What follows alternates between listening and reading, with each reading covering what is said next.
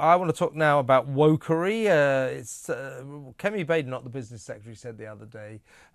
She warned companies, said to companies, "Why don't you stop virtue signalling? Why don't you stop this all? We support the LGBTQ community and rainbow and all that sort of stuff. Fine, fine. By all means, support the LGBTQ community. Nothing wrong with that. But why have banks got to do it? Why have factories got to do it? Why have building societies got to do it? Why have soap companies got to do it? Why?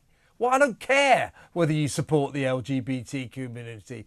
Do it, but don't waste my time with it. I don't care about your virtue and your love of signalling it. Anyway, it now turns up that 4 in 10 people, staff, if forced to wear pronoun badges, he, they, them, she, whatever, will quit their jobs.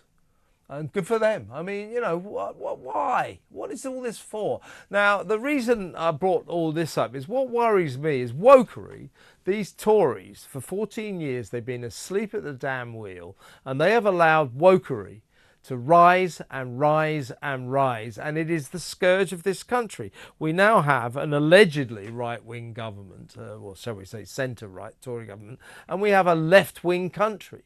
An extreme left-wing country, that believes that school kids can go to school and say, I'm an orange. And we all have to say, oh, yeah, you definitely are an orange, and all that sort of nonsense.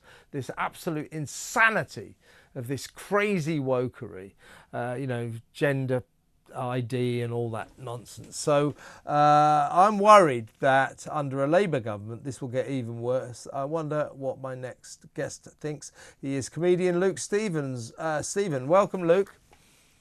Welcome, Kev. How you doing? You all right? I'm all right, mate. Now, you're a comedian. I think that due to wokery, due to the pervasive kind of nature of the politics that we now suffer, everybody takes offence at everything.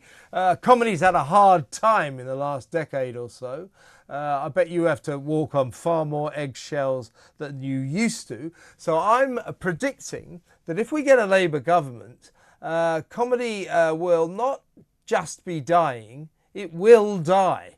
Does it worry you that wokery will get worse? People will take more offence at everything, and people like you will be able to say even less than you're allowed to say now. No, I'm not. I'm not particularly worried, Kev. I think That's the wrong answer. no. I think everything goes in full circle. It's definitely different to when I first started doing stand up because I'm 40 now, so I first started doing stand up when I was You don't 23. look a day over 50. Oh, God bless. Thank you so much. Thanks, and you too. Yeah, Um, I am a day over 50.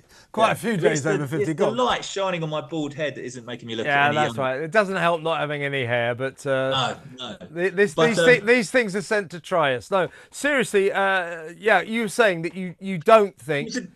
it's no, it's. I think it'll go around full circle. It was a different generation, different time when I started doing stand up because there was much older guys. So kids, well, I was a kid like at 23, so you're trying to emulate what they're doing. But like this whole younger generation are coming through. They are being taught different things. There are this kind of extreme where we don't offend people, and I think what comedy clubs have sort of become is just people telling you things that they want you to agree with. So people go, "Oh, that was amazing. That was so good. I agreed with all of that." Because the making people laugh bit is too hard to do. Yeah. So they tell like a sad story, and people go, "That was moving." Yeah. 4 star Guardian, But it and wouldn't if then wouldn't you that was say it. wouldn't you say in those circumstances, I don't particularly want you to agree with me. What I want you to do is to laugh at my jokes. Wouldn't that be Well, your that mission statement? that's still my mission. There's still a few of us older guys who are still trying to do that and trying to push through with and push boundaries and tell kind of not extreme joke, but we want people to disagree with us. That's the whole kind of point of the joke. It's like I don't agree with you on that, but that's a funny take. So that's what we're trying to do. But a lot of people have steered away from that. I mean, this is a story I'll tell you, Kev. I got heckled in a club a few months ago, and the comedy club offered the heckler if they wanted a drink because they were worried about my reaction to the heckle. Did you have a good? What was your put down? I had a good little put down. I made it a silly joke about because like all my friends are married with kids, so I'm always at kids parties and that sort of stuff. I'm single. I'm single. I love my friends. I love their kids and stuff like that. But that's not funny to say. So it's Yeah. funny to make out. like you hate being around them and it's really frustrating. So I made a point about parents being boring, talking about their kids all the time. Yeah. And this lady went bananas when you actually having a go at single parents talking about their kids. Yeah. So I You just know, went, you know where you are. We're in a comedy club. it's I'm on the mic with a. It's like, what the hell? I say, Luke, if it's funny, it works. If it makes me laugh, it works. Yeah. And I don't care what the content is. I really don't. But I can understand, a lot of people would say, oh, well, there are areas you shouldn't go into for comedy. But for me, go there. If it makes me laugh, I don't care. By the way, I was at a comedy club once and there was this stand-up comedian. Can't imagine why his career didn't ever go anywhere. So he's making all these jokes and he was crap, basically. So the audience started to heckle a bit. And he was quite a short guy with a big pair of glasses on. And you'll appreciate this as a stand-up comedian. This is how to handle a heckler. The comeback was brilliant.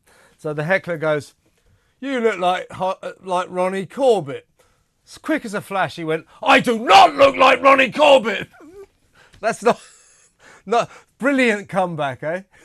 It's caught in the moment. The poor guy. He's just trying to. The thing is, he's been looking forward to that 5-10 minutes all day. I'm gonna crush it. It's gonna bring joy to the world, and it gets taken away from him. It's bad to see people bomb like that. It is. It is.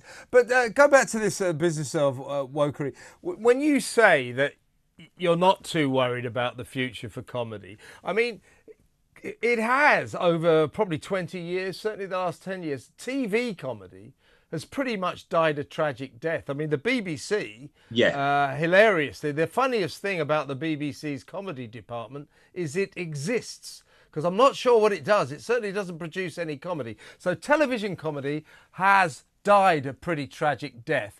But are you saying that in the live arena, it's in rude health? And is there some sort of backlash against this? Well, that's the point I was going to make. I think eventually it will go full circle because people will vote with their feet. They're switching off these TV comedies. They're not watching them because they're not finding it funny. It panders to a particular audience. They won't get made anymore.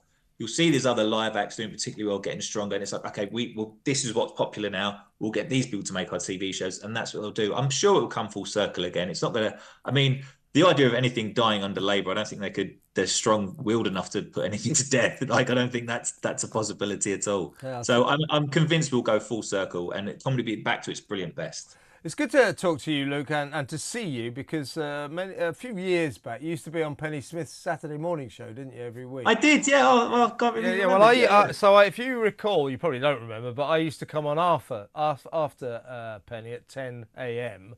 On a Saturday. And so I was always driving in, listening to you, and I never knew what you looked like. And when I actually saw you, that wasn't what I thought you'd look like. You know that thing. I don't know why I had an image. What did you think I'd look like? What does that mean as a thing? I don't know what I thought you'd look like, but you didn't look like I thought you'd look like. You know that syndrome.